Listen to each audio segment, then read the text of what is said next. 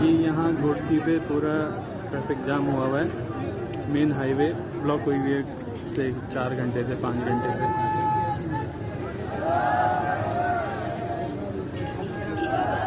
Colonel साहब भी आए हुए, वो क्राउड से बातचीत कर रहे हैं कि वो अभी खोल दिया जाए। अभी